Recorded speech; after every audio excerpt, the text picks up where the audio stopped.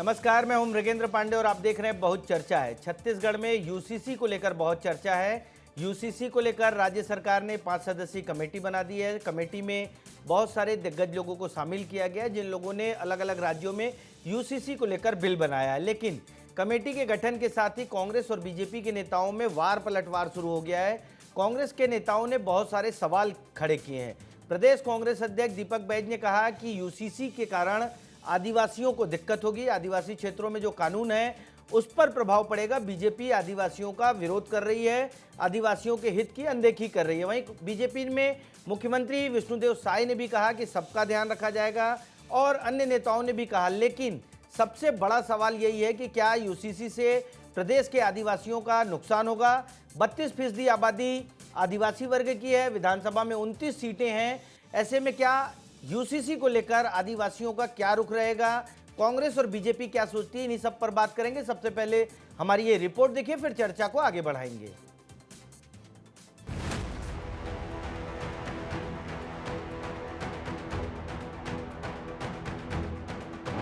आज की आवश्यकता को ध्यान में रखते हुए ये प्रारूप कमेटी का गठन किया गया है। और कांग्रेस पार्टी हर बात पर भ्रम फैलाने का, झूठ बोलने का काम करती है, अभी भी झूठ बोल रही है। बार बार इस बात को स्पष्ट किया जा चुका है कि आदिवासी समाज को इससे कोई फर्क नहीं पड़ेगा। वास्तविकता ये है कि आज की आवश्यकता है, आज की महती ज़रूरत है यूसीसी जिस पर कार्रवाइयाँ प्रारंभ हो गई है। जो कि आदिवासियों को पहचान को ये सरकार नष्ट करना चाहती है, इसका कांग्रेस पार्टी पुरजोर विरोध करती है।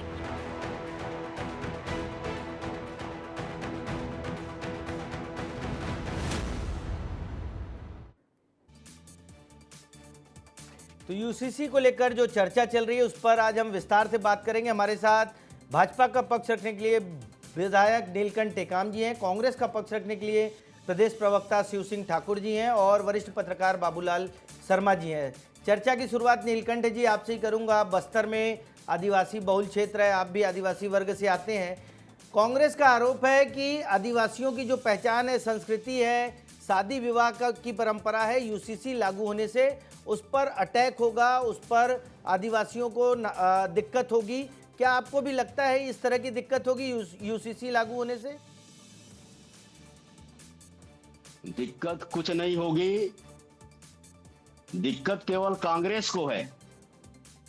जब हर मंच से इस देश के शीर्ष नेतागण बोल चुके हैं और उत्तराखंड में अभी जो ये यूसीसी लागू हुआ है वहां पर स्पष्ट रूप से जनजातियों के मामले में जनजातियों से संबंधित किसी भी कानून को, प्रावधानों को इसमें छेड़छाड़ नहीं किया जाएगा, ये बताने के बावजूद भी अपने आदत के मुताबिक कांग्रेस के द्वारा भ्रम पैदा करने की कोशिश की जा रही है, बरगलाने की कोशिश की जा रही है, लोगों को भटकाने की कोशिश की जा रही है।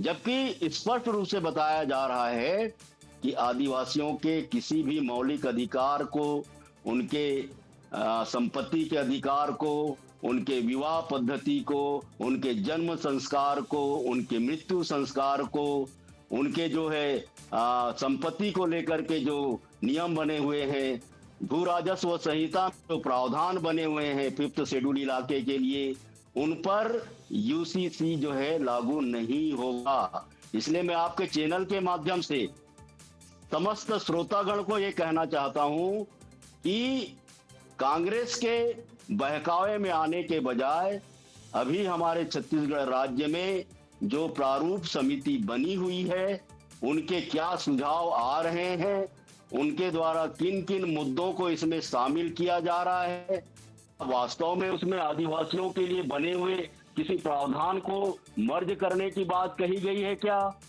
ये सारी बातों को पहले देख ले, समझ ले, इसको पब्लिक के सामने लाया जाएगा, उसके बाद ही आगे की कार्रवाई की जाएगी। सही बात है। जो मैं ये कहना चाहता हूँ जी, जो प्रारूप है, शिव सिंह ठाकुर जी, कांग्रेस प्रदेश अध्यक्ष ने आज जो है बहुत सारा एक लंबा चौड़ा 5-6 पॉइंट का प्रेस नोट भी जारी किया, उन्होंने बयान भी दिया और उन्हीं चीज़ों का जवाब अभी नीलकंठ टेकाम जी ने दिया है कि आदिवासियों के न तो पूजा पद्धति को बदला जाएगा, भू राजस्व संहिता को, 5वीं अनुसूची को, उसके बाद भी आप लोग क्यों विरोध कर रहे हैं? देखिए मिगन जी, जिस प्रकार से हमारे मित्र विधायक बोल रहे थे कि शीर्ष नेतृत्व ने भी ये किया था, तो शीर्ष नेतृत्व मोदी जी ने चुनावी एजेंडा को लेके उन्होंने बोला था कि पूरे देश में सिविल कोड जारी किया जाएगा, लेकिन आज तक देश में वो हुआ नहीं। उन्होंने भी समिति बनाया, आज क्या हुआ है वो समिति का? केवल चुनावी जो चुनावी प्रोपेगेंडा है, ये सिर्फ चुनाव, क्योंकि 2.5 साल से ज़्यादा हो गया छत्तीसगढ़ की भाजपा की सरकार को। अभी तक उन्होंने जो वादा किए थे उस वादा को पूरा नहीं किया। महतारी वंदन को छोड़ के उसके अलावा किसी भी वादा को पूरा नहीं कर पाए हैं। आज प्रदेश में जिस प्रकार से माहौल ख़राब हो गया है, जनता जो है नाराज़ हो गई है। आए दिन जो रेत घाट को लेके जिस प्रकार से घटनाएं हो रही है, जिसमें जो है वार पे वार चल रहा है, गोलियां चल रही हैं, हत्याएं हो रही है, काबू उसको दुरुस्त नहीं कर पा रहे हैं। जिस प्रकार से बिजली बिल को लेकर जो है जनता के बीच में यही मिगन जी बोलना चाह रहा हूँ कि यूसीसी को जो है ये जनता का ध्यान भटकाने के लिए आने वाले समय में केवल यूसीसी होने वाला नहीं। अभी तो आपने कमेटी बनाया है, अब ये कमेटी का टाइमलाइन क्या है, कब ये कमेटी जो है जांच करेगी, कब इसने लोगों से क्या लेगी राय? तो जो आदिवासियों का जो यहाँ छत्तीसगढ़ में और पूरे हिंदुस्तान में कुछ हिंदुओं को भी जो है उनके अलग अलग धर्म है, उसमें भी प्रभाव पड़ेगा। हमारे सिख भाई लोग जो हैं उसमें भी प्रभाव पड़ेगा, और आदिवासी भाई लोगों का तो जैसे कानून है वहाँ पे, तो ये सब कोई खुलासा नहीं किए हैं।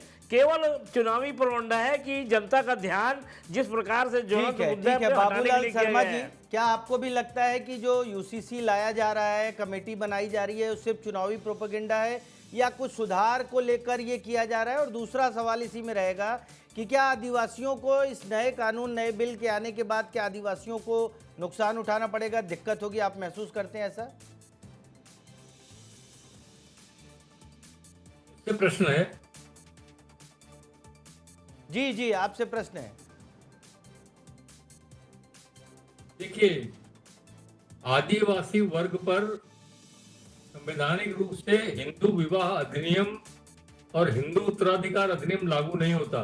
नीलकंठ जी नेताम अच्छी तरह से जानते हैं, और वो इस बात को नहीं मानते, न विवाह पद्धति की समानता को मानते हैं, न उत्तराधिकार की समानता को मानते हैं। उनका अपना जीवन है।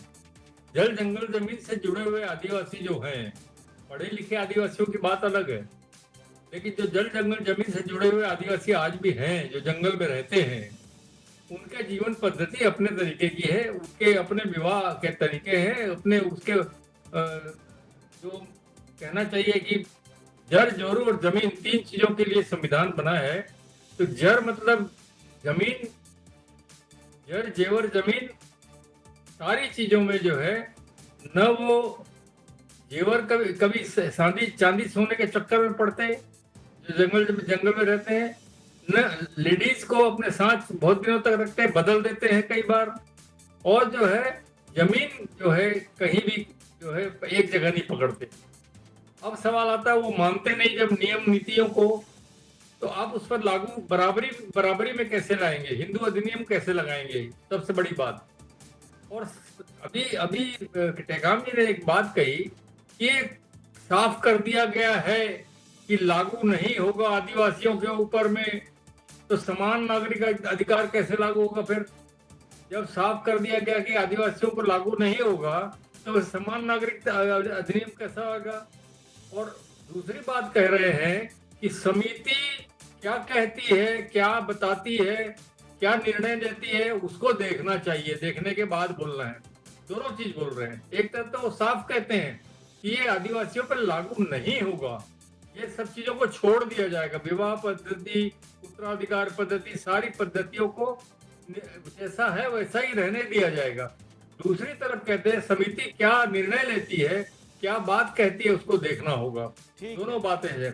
देखिए मुझे लगता है ये वार जो है, ये मुस्लिम पर्सनल लॉ के ऊपर में वार है, वो समाप्त हो सकता है शायद, मुझे जो लगता है। और जो है किसी हाल में जो है नागरिक से, हम भी चाहते हैं कि हमारे देश का हर नागरिक समान रूप से जिए, समान रूप से कानून को माने, समान रूप से रहे। लेकिन जो है कुछ ऐसी परंपराएं होती है जीवन में जो आदिवासी परंपराओं पे जीता है, नीलकंठ जी वो से जवाब आदिवासी ले कानून लेते पे हैं। नहीं जीता। नीलकंठ जी से जवाब ले लेते हैं। नीलकंठ जी, बाबूलाल भैया ने दो महत्वपूर्ण सवाल उठाए।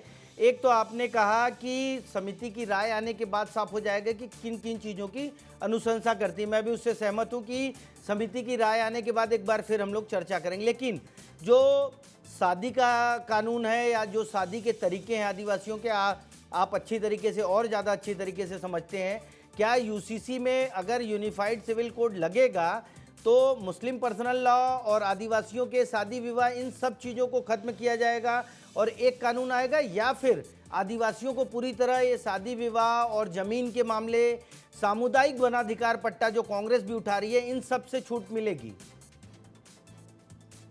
देखिए, डिबेट का जो विषय है बहुत साफ तरीके से बताया गया है कि यूसीसी अगर लागू होता है तो आदिवासियों के लिए जो बने हुए प्रावधान है, नियम है, उस पर क्या होगा, इस पर हमारी बात हो रही है जी। इसमें दो तरह के विषय आ रहे हैं।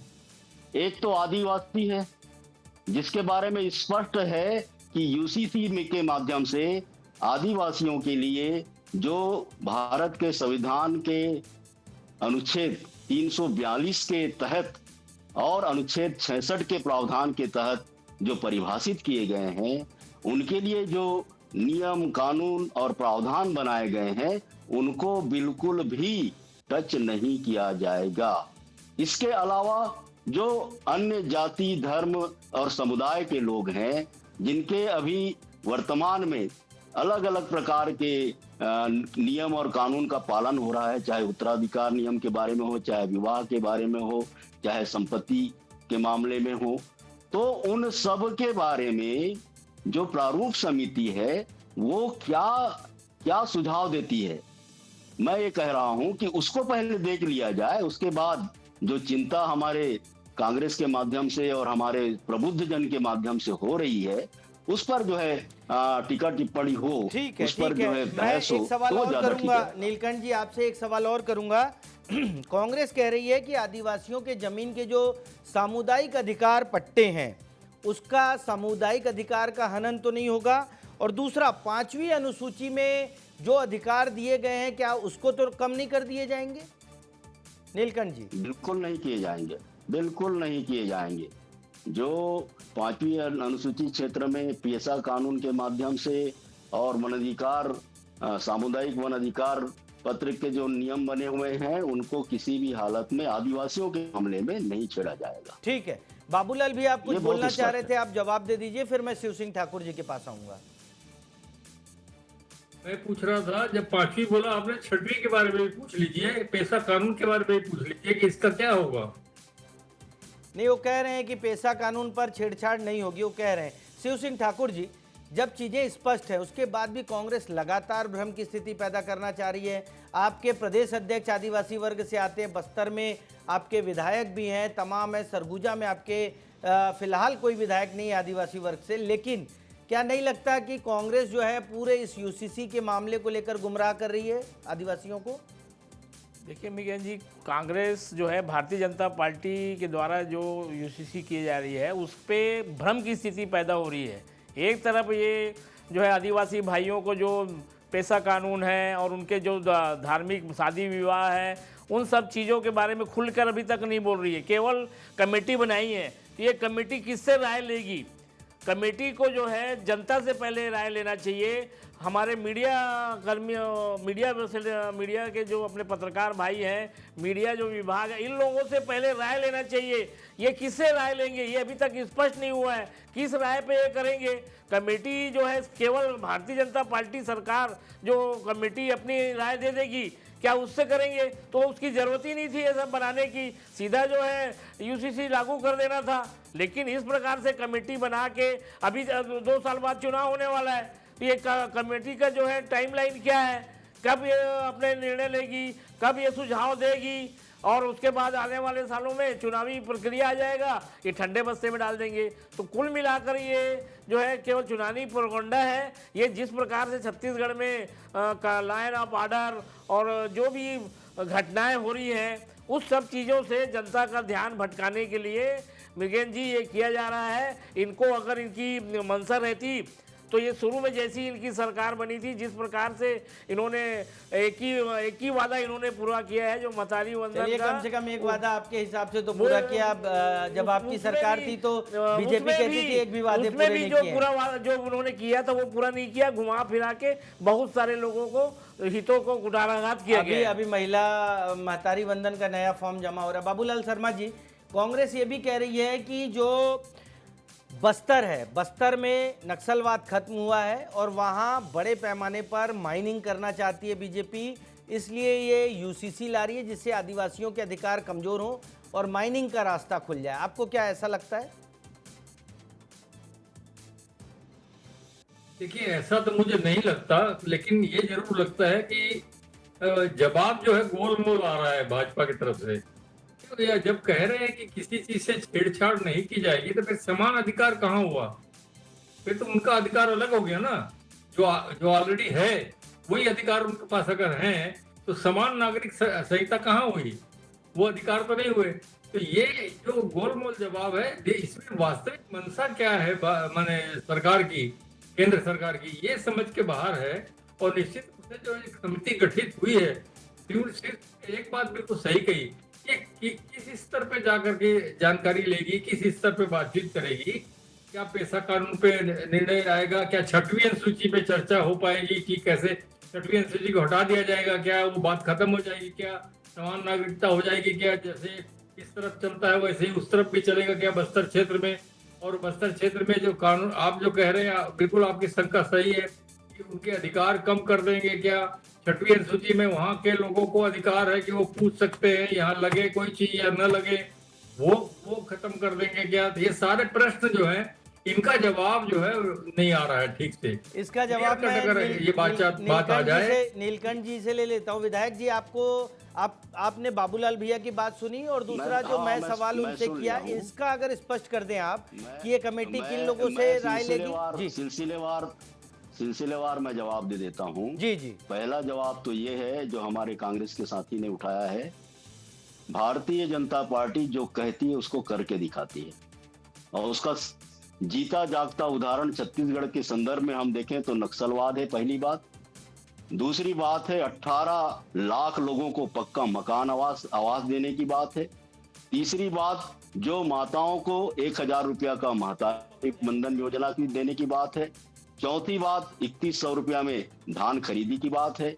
ऐसे अनेकों जो काम हुए हैं जिससे भारतीय जनता पार्टी पर विश्वास किया जा सकता है।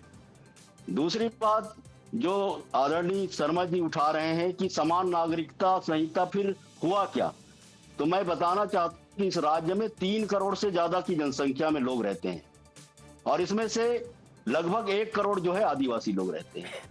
बाकी जो 2 करोड़ पॉपुलेशन है, 2 करोड़ से ज्यादा के पॉपुलेशन है, उनके लिए जो अलग अलग प्रकार के नियम कानून वर्तमान में प्रचलित हैं, चाहे वो हिंदू मैरिज एक्ट के माध्यम से हो, हिंदू उत्तराधिकार अधिनियम के माध्यम से हो, या शरीयत के माध्यम से हो, मुस्लिम पर्सनल लॉ के माध्यम से हो, इसके अलावा भी बहुत सारे दूसरे जो समुदाय हैं, चाहे वो ईसाई समुदाय हैं या सिख समुदाय हैं, उन सब के लिए। और ये जो है कोई आज का कॉन्सेप्ट नहीं है। जब संविधान सभा में इस पर चर्चा की जा रही थी तो बाबा साहब भीमराव अंबेडकर जी ने भी और पूरे सभा के लोगों ने विचार मंथन करके ये व्यवस्था बनाई थी कि आज नहीं तो कल, जब इस देश में जागरूकता बढ़ेगी, इस देश में आवश्यकताओं को लोग समझने लगेंगे, तो कहीं ना कहीं जा करके यूसीसी की जो जरूरत है वो महसूस की जाएगी और उसको लागू करने की ओर राज्य सरकारें और केंद्र सरकार जो है वो कदम बढ़ाएगा। तो मैं समझता हूं कि आप दोनों ही महानुभावों की जो शंका कुशंका थी, जो मेरे भारतीय जनता पार्टी की ओर से जो उसका निराकरण करना था वो मैं कर दिया हूं। और भी कोई बात जैसे इसमें आया कि माइनिंग को लेकर के ये सारा चीज किया जा रहा है, तो माइनिंग को लेकर के नहीं किया जा रहा है।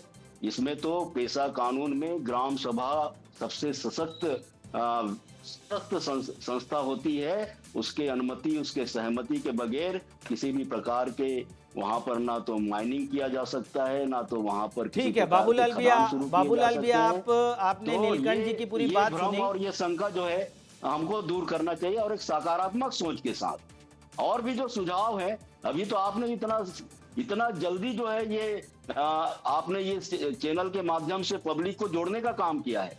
अभी कई प्रकार के सुझाव पब्लिक भी दे सकता है, हमारे मीडिया के भी लोग दे सकते हैं, हमारे विपक्ष के साथी दे सकते हैं, हमारे जागरूक जितने भी लोग हैं वो सारे नीलकंठ जी ने विस्तार से बता दिया। बाबूलाल शर्मा जी, आप कुछ अब आपकी शंका कुछ बच गई, क्योंकि नीलकंठ जी ने विस्तार से बताया और सारे सवालों का जो आप और शिव सिंह ठाकुर जी दोनों लोग उठा रहे थे उसका जवाब दिया है। अभी भी कुछ बचा है बाबूलाल भैया?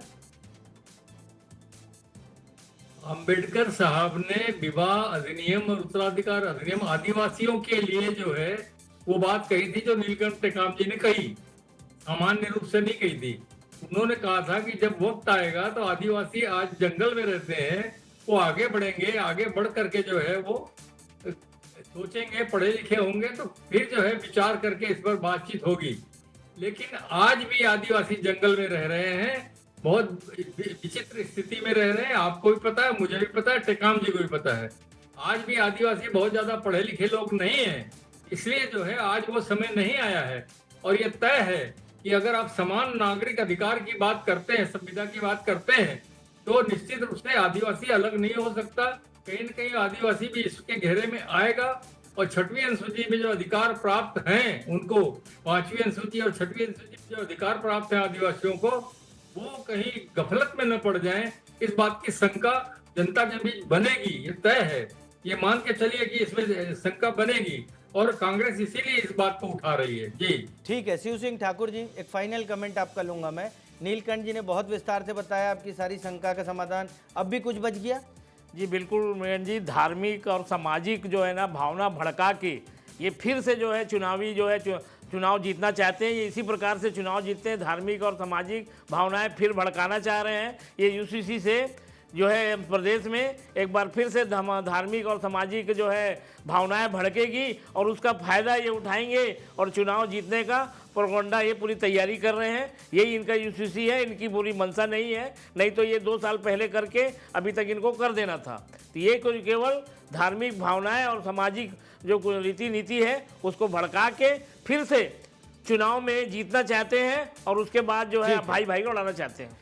ठीक है, कुल मिलाकर यूसीसी को लेकर कमेटी का गठन हो गया। कमेटी आने वाले दिनों में सुझाव लेगी, किस किस वर्ग तक जाती, कौन कौन से लोगों से सुझाव लेती, इस पर हमारी नजर रहेगी। इसके साथ ही कमेटी को लेकर या यूसीसी को लेकर कांग्रेस या अन्य विपक्षी दल क्या सवाल उठाते हैं उस पर भी हमारी नजर रहेगी। आज की चर्चा में आप सभी लोग शामिल हुए उसके लिए बहुत बहुत धन्यवाद। नमस्कार।